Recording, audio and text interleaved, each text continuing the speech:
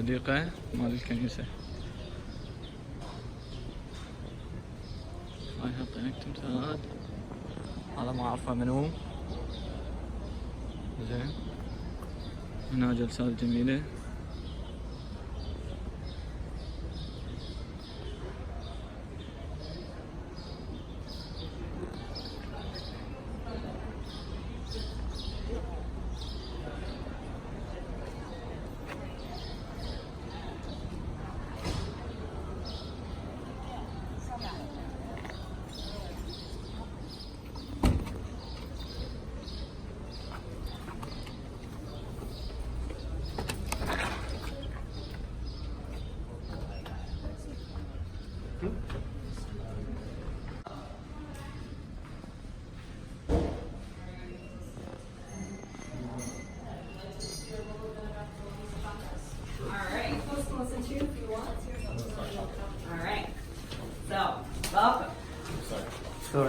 Welcome to Captain Jackson's historic chocolate shop.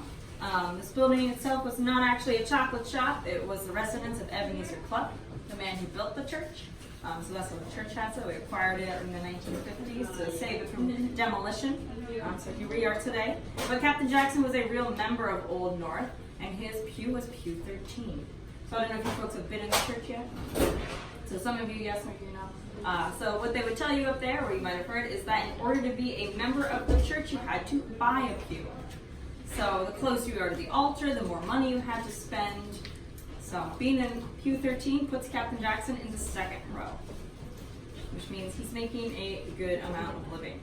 There's a few reasons for this. The first reason being that we can go right down to Central and South America, as we are much closer here in the colonies than, say, Europe is. And leads me to my second point. Like all good colonists, Captain Jackson is very adept at avoiding British taxes. He's supposed to bring them back over to England to get them taxed, but I also think you can understand that double trek across the Atlantic is a little extraneous, a little dangerous. Cut it out if you can, save a few dollars. And if you folks can step all the way in, can't block the doorways, please. Yeah, don't worry, I don't bite. So, the second reason, that was the second reason, being that smuggling the beans makes them a lot cheaper for us here in the colonies. The third reason is that unfortunately Captain Jackson is employing the use of enslaved labor. We know of 3 individuals. Boston and Warren were the 2 men who would have been actually making the chocolate. And they were making it down by what is now Clark Street in Captain Jackson's mill. And Captain Jackson also had Siller, who would have been working in his home and in his shop. So he's not paying for any of the chocolate labor.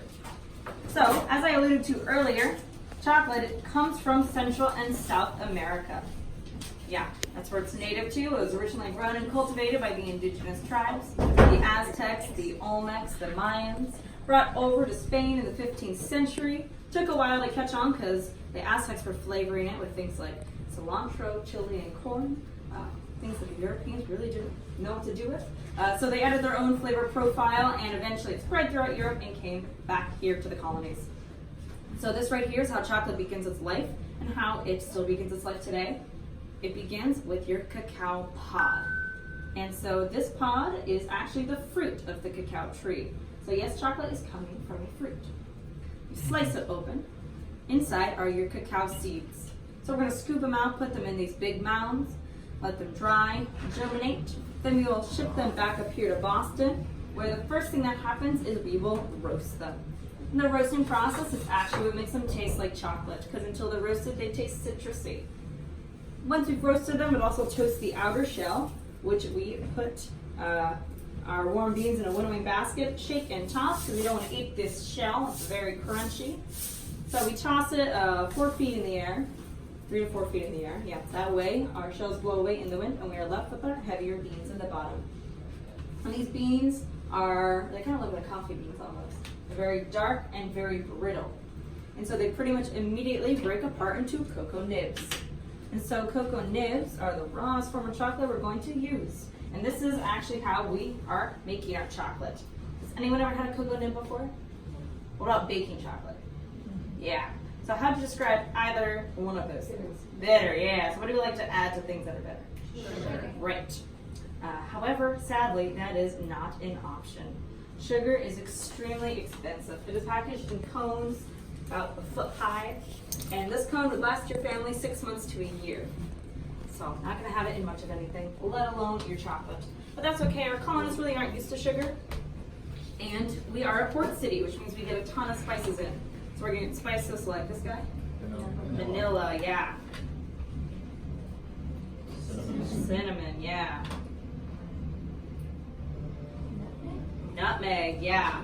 Nutmeg and cinnamon would be some of the spices that the Europeans started adding to chocolate. Chili pepper, yes. It's originally coming from the Aztecs, as I mentioned. Chili pepper grows in abundance. And our colonists found that they did like a little bit of it. So this guy's hard to identify by sight, but it's used to make black licorice. Anise, yeah, anise, anise, aniseed, all the same thing. And it's used as a natural sweetener. This is the zest of a fruit, that's also a color.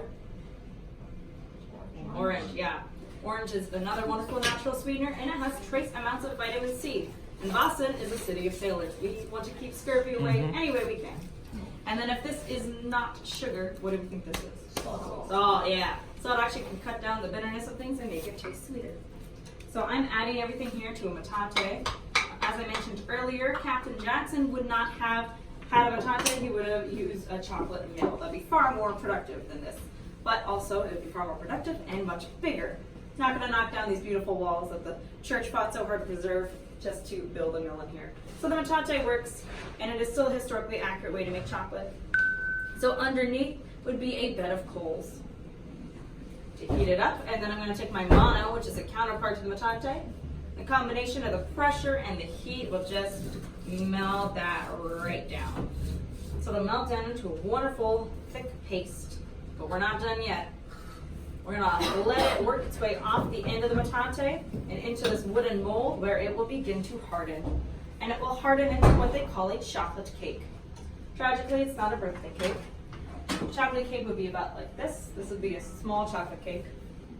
And this is what your colonist is gonna buy from Captain Jackson. Do you think they're gonna take a bite out of this on the way home? No, it is. Yeah. This is the softest chocolate we have, actually, until the Industrial Revolution. So until then, and for the past 4,000 years, we have been exclusively chocolate drinkers. So in order to drink our chocolate, we grate it out into a fine powder. Put that powder into a chocolate pot, froth it around with hot water, and then pour it into a demi-tasse cup about this size because it's very rich, very thick. You're not going to want a whole tankard of it at a time. And now if you would like, I do have some samples for you. Don't worry, it wasn't made by me. It was made by professionals at American Heritage in a factory setting. It is still inspired by the 18th century, so it has all 7 of those spices. So if you miss the spices, it's vanilla, cinnamon, nutmeg, chili pepper, anise, orange, salt, and yes, it does have sugar in it. So you get the wealthy colonist experience. Because it was made in a factory, however, that means that there is risk of cross-contamination.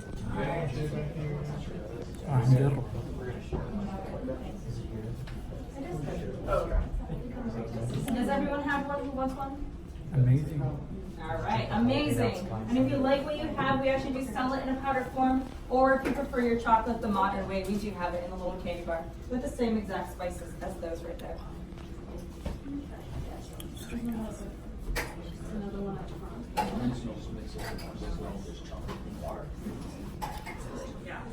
Yeah. Thanks so I much. think it It's started out amazing. not quite a candy, but then eventually became one. No worries. Yeah, thank you. What kind would you just sample, the dark or the dark? Yeah.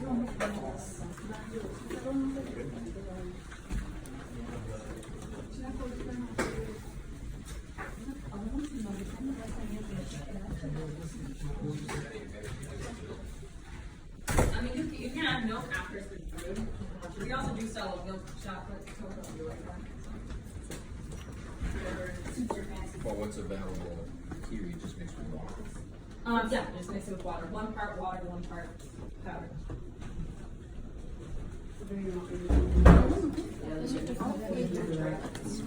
No worries.